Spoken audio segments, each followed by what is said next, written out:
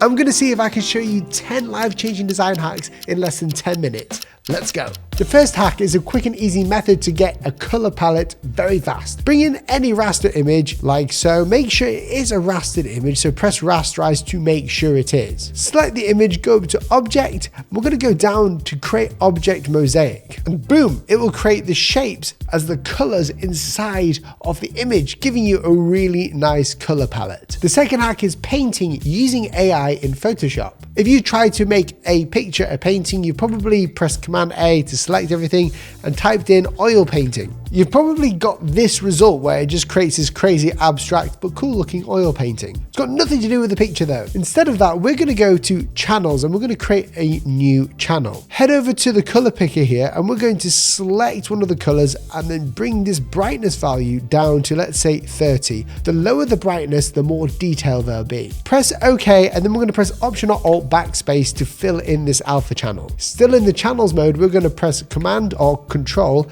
and we're going to select the alpha 1 channel that we just made, and you'll get this little notification and it's a warning, but just press OK. Select RGB again, go back to layers, and we're going to type in oil painting again, and boom, it has created an oil painting out of the picture. You don't just have to do oil painting though, you can do anything. Here's a watercolored version. Changing the brightness in the alpha channel will change the amount of detail the AI puts out. Look at that, it's unbelievable. You're in Illustrator and you want to delete some anchor points, but every time you go to the minus anchor point button and click, it gets rid of a bit of the shape as well. That doesn't help anyone. Well, James Barnard, go follow him down below, Unreal Guy, showed me on Instagram this trick. Instead of just pressing on it, hold Shift and press. What happens is Illustrator tries to keep the shape together whilst getting rid of the anchor point, and you can see the huge difference there is when holding Shift. It will try as best as it can to get rid of the anchor point but keep the shape's integrity. Game changer. The next hack is the boning effect and how to get rid of it. But what is it? The boning effect is where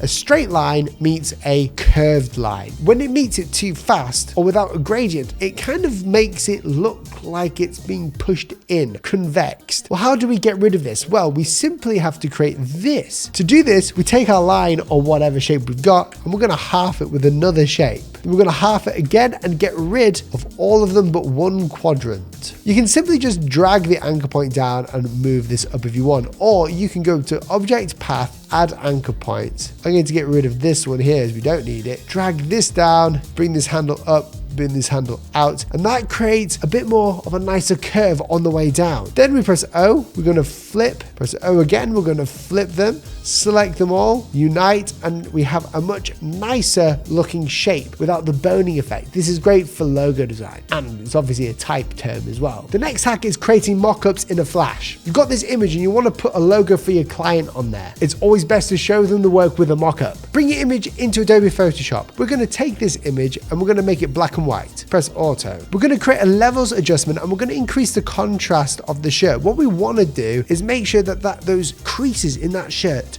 look really natural and really highlighted. Just increase the contrast there. We're then going to go to the background image and apply a blur of just 1 pixel will do. Then we're going to save it as a displacement anywhere on your computer. Bring the original image back in and bring your logo into the work. You can see I'm just going to bring it up, kind of put it in the center of the t-shirt here. Change the color. Now what we want to do is go to filter, distort and displace, and you'll get this box pop up. Just leave it where it is for now. Press OK and you'll get this thing, upload your file. We're going to get our file, which is displacement, press OK and open, and what will happen is you'll see a sudden shift, and this, it doesn't look like it right now, this has actually been sort of mapped to that t-shirt. To see it even better though, we're going to double click on this to get our blending mode up, and we're going to go and press Option and drag this back ever so slightly so it allows the white of the t-shirt to poke through the back. That's looking pretty good there. You can see that the shadows are all in there. We're then going to go up onto the layer and press Linear Dodge Add. We can still change the color even to a black. And that is how you really quickly create a mock-up for your logo in Photoshop on any t-shirt. The next hack is for logo designers again. You have a logo, a black and white logo like this one that you see over here. But when that logo is in white on a black background, it actually looks bigger. That's because of something known as the Galileo effect.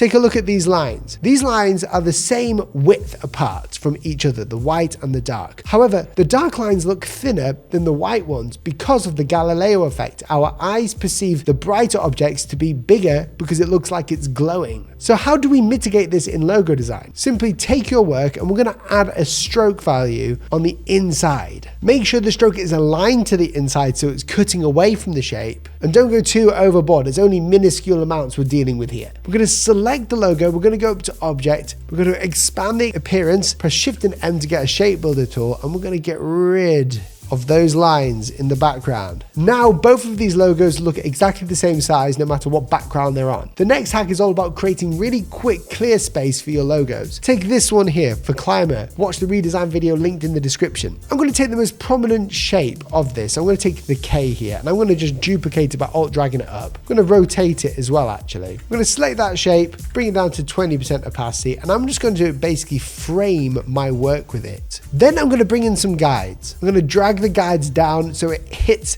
these frames here. Then I'm going to drag it onto my actual logo. We can get rid of these placeholders, and really quickly we've created clear space, which is like an invisible box, a force field that stops any of the graphics getting inside there. Really easy and really balanced. Before I go to the next hack, really quickly I want to thank Squarespace for sponsoring this video and making it happen. If you're a designer or someone who just needs a website, then Squarespace is the place for you because they have thousands of fully customizable, award-winning templates that you can customize to make it truly your own. Not only that, you don't have to worry about a domain. You can buy a domain straight within there. You can make your portfolio, set up an online store as well as have a contact form. Everyone nowadays should have a website, and it does wonders for your work, especially for your portfolio. Don't just use social media, have a website. Use Squarespace. If you click the link down below, you'll get 10% off, but a little hack that I'll give you is you can actually use it and design your website for completely free before going live. When you're going live, you'll purchase it and get 10% off. You also get a free trial of Squarespace to use down below, so click the link. Thank you, Squarespace, for watching. Everyone perceives the Google logo to be a perfect circle, like this one here, but it only looks perfect because of something called overshooting. In fact, when we take this circle and we place it over the Google logo and try to match it, you'll realize that it does not match. In fact, it's nowhere near matching. That's because the way that our brains work is differently when we see vertical lines like this to circles. We need to increase the size of the circle for it to look like